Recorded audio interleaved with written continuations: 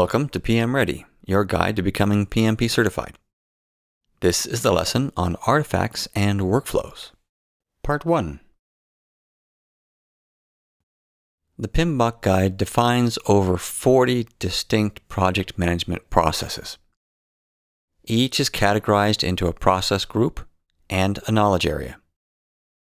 These are then organized into a process table, or what some people call a process map. In addition, for each of these processes, the PMBOK guide identifies a list of inputs to the process, outputs from the process, as well as tools and techniques to use to create these outputs. These inputs, tools, techniques, and outputs are often referred to as the ITTOs. Many people worry about all of this detail and spend countless hours trying to memorize it all. I'm here to tell you that you don't need to memorize all of this detail. There's a better way. In this lesson, we introduce a different approach. Instead of focusing on all of these processes and ITTO detail, you focus on the key artifacts, how these key artifacts relate to each other, and how they flow through the processes of the PMBOK guide. It helps you to much better understand and remember the key concepts and processes. And you'll be better prepared for the PMP exam questions. You'll find that on the exam, you're not going to see questions that specifically ask about the ITTOs. They'll be presented in situational contexts instead, and you'll still need to understand these concepts and processes, but not in a way that you have to have memorized them. You'll see lots of situational questions that give you a scenario and ask you, what do you do next? What should you do first? Things like that. And you need to understand how all of these pieces connect together in order to know how to answer these kinds of questions. There will also be questions that ask you where to find specific information. The more familiar you are with these artifacts, the better you will be able to answer these questions about where to find information. You may also see some questions that ask about what step was missed or what information wasn't gathered or generated, and at what point should this have been done. What is an artifact anyway? When we talk about artifacts, we're not talking about archaeological artifacts that you dig up out of the ground. This is a term that's been used for years in the software development community. It's been around so long, I don't even remember where it came from. However, an artifact is something that you create. If it's in software development, a piece of code might be an artifact. In the project management context, artifacts are things like documents, plans, registers, logs, things like that are proper documents. It also includes other things such as diagrams, charts, tables, even schedules like your project schedule or project calendars or resource calendars. Also your forecasts, reports, project communications, any sort of study or analysis, anything that's a document or that could be part of a document. All of these things are things that you create, and they're called artifacts. You'll find that as you focus more on the artifacts than on the processes and how these artifacts flow through the life cycle of the project, that it'll be a lot easier to understand how these processes work and work together. Let's take a closer look at just one of the 10 knowledge areas. In this case, project integration management. You can see here that it consists of 7 different processes, that each of these processes has a specific name, that each process has a list of inputs, tools and techniques, and outputs. Now, multiply this by 10 for each of the 10 knowledge areas, and this is a lot of detail to try and remember. It's an overwhelming number of inputs, tools, techniques, and outputs. No wonder people stress and worry about trying to memorize all of this. The key is to simplify. For each process, take a look at what the main point is of each process. In this case, perform integrated change control. What's the whole point of perform integrated change control? Well, take a look at the outputs. It lists approved change requests, project management plan updates, and project documents updates. You can consult the PMBOK guide, but you can also take a look at these outputs and you can see that the main output, the whole point of this process is to approve change requests. Take a look at the inputs. It's a long list, but change requests is the main input. Change requests come in, they're evaluated using various tools and techniques, and then the output is an approved change request, or an unapproved or rejected change request could be an output as well. So you see that by looking at this process from the perspective of the artifacts, in this case, the change requests that become approved or rejected change requests as the main part, it becomes a lot easier to remember what this is all about. Then the next step is for you to ask, well, what other things or artifacts would you naturally need in order to accomplish this? Well, it only makes sense that if you're reviewing change requests to decide whether they should be approved or not, you're going to want to look at the work performance reports. You're, of course, going to want to consult with the project management plan and project documents. These are baselined documents in many cases, or other documents that are guiding documents. These will inform your decision about change requests.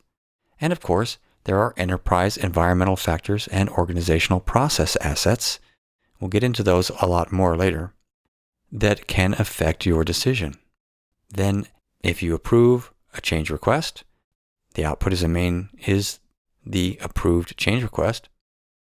But of course, those changes will have to be reflected in your project management plan and other project documents. These other inputs and outputs become rather natural and easy to understand and remember, or to even guess, if you simply know what the main point is and what the main inputs and outputs in terms of artifacts are for each process. For each process, you should analyze the process, categorize the inputs and outputs, and then simplify. This first step is to identify which are the primary inputs and outputs. Ask yourself, what is the whole point of this process? Then ask yourself, what are some secondary inputs and outputs, things that are simply natural or common things that you would either want to consult in order to accomplish this process, or natural outputs that go along with the primary output. Another important point to remember is that these lists are not complete or absolute lists. A lot of people see these lists and think that this is written in stone, that these are, in this case, the 6 and only inputs, the 3 and only 3 outputs, and that these tools and techniques, these 5 that are listed, those are the only 5. Well, even the PMBOK guide states over and over again that these lists are not complete or absolute. It includes phrases such as include but are not limited to, or may necessitate updates to. These are key phrases that tell you that these are some of the most common inputs, outputs, and tools and techniques, but not necessarily the only ones. You will often use others. And not all of these are always required. These are just the ones that are most common. So don't get hung up on these lists as if they're somehow set in stone, as if they're absolute. They're guidelines. So you really need to focus on the primary inputs and outputs. And the secondary ones may come from this list or may come from elsewhere. Something else that will help you not worry so much about memorizing all the inputs and outputs is to recognize that there are some inputs and outputs that are quite common, that most of these processes have. As far as inputs go, you have the enterprise environmental factors, which include things like your company culture, laws, and regulations, as well as organizational process assets, which include your organizational policies, templates, and knowledge bases. These inputs are quite common in all of your processes. Now, the PMBOK guide doesn't list these as inputs and outputs to all of them, but can you really imagine doing any of your project management processes without taking into consideration your environment, your enterprise environmental factors, and your organizational process assets? So even if they're not listed, they are a factor. Then you have your project management plan. This is listed as an input all over the place. Rather than trying to memorize where the project management plan is an input, just ask yourself, you know what's in the project management plan, you know what its components are.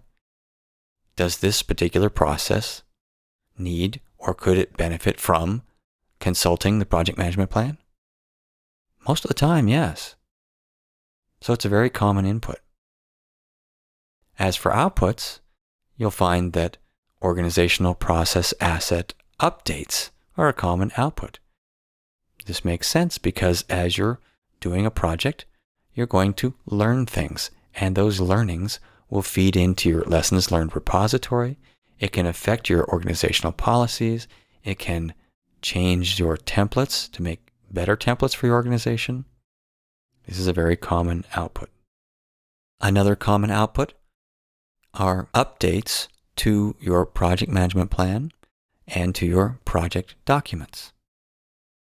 All sorts of processes will affect your plan and necessitate changes to these documents. Don't try to memorize. Rather, ask yourself, could this process affect some of those documents? And which ones? Here's another common pattern you'll see repeating itself in the PMBOK guide. There are several processes that are planning management for a certain knowledge area. You have plan scope management, plan schedule management, plan cost management, plan quality management, and so on for all of the 10 knowledge areas. All of these have as inputs the project charter. This makes sense. The project charter is your high-level document that was put together to kick off the project. Now that you're into planning, you're going to want to consult that high-level information to start off all of the individual plans. In addition, all of these individual plans will have the overall project management plan as an input, especially if you're replanning. If you already have a complete project management plan, or if you're in the middle of initial planning, you'll have an incomplete project management plan, but these other areas of the plan will affect you. You also have enterprise environmental factors and organizational process assets as inputs to all of these processes, as well as project documents and business documents. Your project documents is quite a long list, and which of these are inputs depends on what process you're doing. And of course, your business documents include your needs analysis, your business case, and your project benefits management plan. Once planning is done and you've entered into executing, monitoring, and controlling of the project, all of those processes have common inputs of, quite naturally, the project management plan. That's the rulebook. Of course, that's an input to all of your other processes that follow planning. That, of course, includes all of the subsidiary management plans for the different knowledge areas, especially within each knowledge area. Your scope processes will rely on the scope management plan. Your cost processes rely on your cost management plan, and so on. The same goes for your project documents. Your scope processes will naturally have as inputs your scope documents, including things like your scope baseline, your work breakdown structure, all of these different scope documents. After the planning processes, you'll notice that there are also common outputs. So when you're executing, monitoring, and controlling the project, those processes will usually have as outputs change requests, updates to your project management plan, and updates to your project documents. Why change requests? Well, because when you're doing the project, things can change. Just about any process can spawn a change, or at least a change request. And just about any process can require certain minor changes to your project management plan or your project documents. These are generally secondary outputs, but they're quite common. As for common tools and techniques, the one you'll see just about everywhere, and probably should use just about everywhere, is expert judgment. And when we're talking about expert judgment, we're not talking just about the expertise and the skills and knowledge of the project manager. We're talking about engaging subject matter experts, experts in the use of specific tools and techniques, industry experts, other experts within your organization, anyone and everyone that can be of benefit to your project by providing some expert advice, judgment, and help. Now, this process table that has all of these different 40 plus processes that are organized into this table and categorized by the knowledge areas and the process groups, all of this starts off with initiating a project, but there are actually some key artifacts that come before any of that. So prior to starting on any of these processes that are specifically identified and covered by the PMBOK guide, there are 3 key artifacts and some discussion about them in the PMBOK guide that happen before any of these formal processes. These are the needs assessment, the project business case, and the project benefits management plan. The needs assessment describes the need that is driving this project and includes a proposal to address this need. The project business case has as its primary purpose an economic feasibility study that is used to financially justify doing a project. And then the project benefits management plan focuses on what are the benefits that you expect to get from this project and how will they be realized and how are you going to measure them and make sure that you really did receive those benefits when the project is over. Here again is this diagram that you've seen before, which shows that you have the needs assessment, the business case, and the benefits management plan, how they interact with each other. First comes the needs assessment, which then drives the business case. Information from the needs assessment is summarized in the business case. And then the benefits management plan, which helps us to manage and ensure the benefits of this project. Those all happening before the project charter is done, before the official beginning of this whole process table that's in the PMBOK guide. The PMBOK guide's process table begins with the initiating process group. For initiating a project, there are 2 processes. But let's focus instead on the 2 main deliverables, or artifacts, of the initiating phase. The first is the project charter, which is your high-level overview of the project. It authorizes the project and is an input to creating the project management plan and all of its subsidiary plans. Second, we have the stakeholder register, which is the list of all of your stakeholders, their needs, and their expectations, and so on. The PMBOK guide provides this table of documents and artifacts that belong to the project management plan and to the category of project documents. We've already gone through nearly all of these, so you should be familiar with the basic content in all of these. You don't need to remember all of the details just yet. I'm sure that will come later. However, you should already, at this point, have a good rough idea of the purpose and general content of just about every one of these key documents and artifacts. With that knowledge, you can now understand better how these all connect and the workflows between them. And by focusing on these, you'll be able to better understand all of the different processes involved. And that's all the time we have for part 1 of this lesson on artifacts and workflows.